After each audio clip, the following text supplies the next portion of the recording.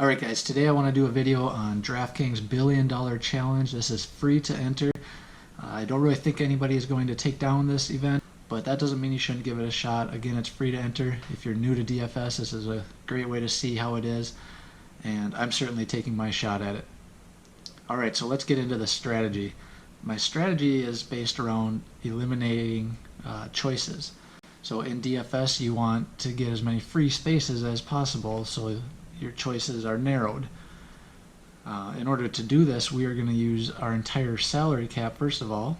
By using our entire salary cap, that means only players priced less than the lineup you use can beat you. Somebody cannot pay more for a player and beat you. So we're going to use the entire salary cap for this strategy.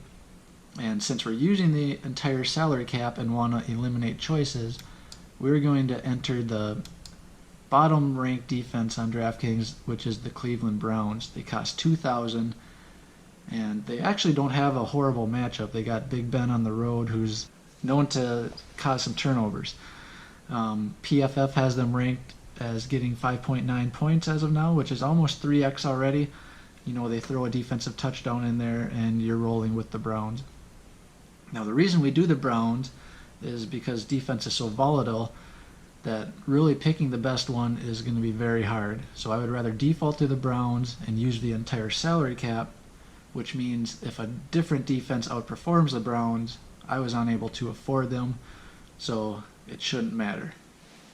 Alright, once we lock in the Browns, I'm looking at the next probably easiest spot, and that is tight end.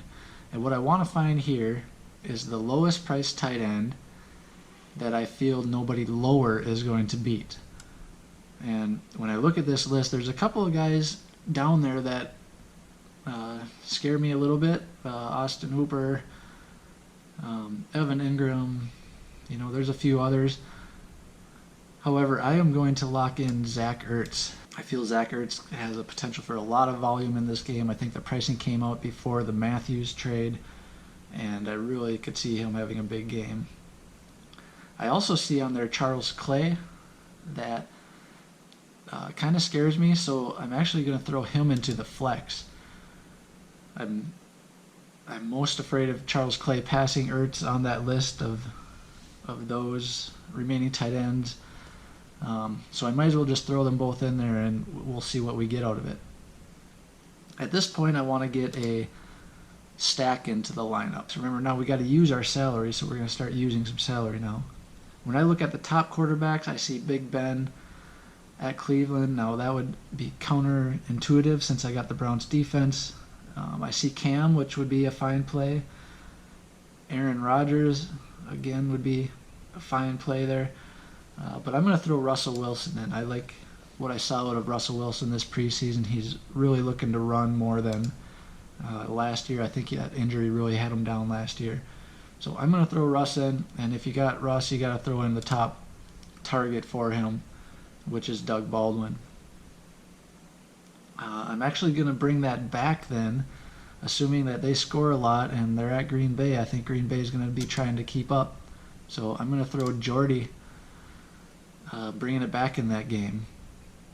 Hopefully that game shoots out and Russ, Doug, and Jordy just go off. Alright. So now we go into running back, and we got to use some salary, which makes it tough. There's a lot of running backs that could put up a big week. But I think the top two in most people's books are David Johnson and Le'Veon Bell. Now, which one do we choose is the harder question. But since David Johnson costs less, that means he doesn't have to outperform Le'Veon Bell. He just has to outperform the rest of the crowd. So I'm going to throw David Johnson in there. And that leaves us with 2 open spots left. So remember, we got to fill out our entire salary. So let's see what we can find for these 2 open spots. And I know a name that comes to mind at running back is down at 4,600. I think he can do pretty well against the rest of the field below him, and that's Carlos Hyde. So I'm going to throw Carlos Hyde in. And now we got 6,100 left to spend on our final wide receiver spot. So let's see if there's somebody there that fits that. And we got Terrell Pryor. So Perfect. That game is a pick 'em right now. That game could shoot out. Cousins is going to be looking to throw the ball against that Philadelphia secondary, and Pryor is a beast. All right, so there's the final lineup, guys. I'm pretty happy with it. Obviously, things have to go perfect, and we are looking for ceilings/ceilings plus out of each of these players. The main goal is to eliminate our choices. I think we got it from 9 down to 6. They can certainly be beaten, Ertz, Clay, and the Browns defense. But I think the goal was to try to get some of those lower cost players that were unlikely to be beaten. And whether I did it or if you have something similar that allows you to do it, I think that's the right strategy to deploy in this contest. So what do we need out of these players in order to win this $1 billion? Well, I think we're going to need about 290 points. So how we get that is Russ has to throw for 404 with 50 on the ground for a total of 40 points. DJ has to catch 6 for 70 yards plus get 120 on the ground and 2 touchdowns. That would get him 40. Carlos Hyde would have to catch 6 for 70, get 100 on the ground and 2 touchdowns. That would get 38.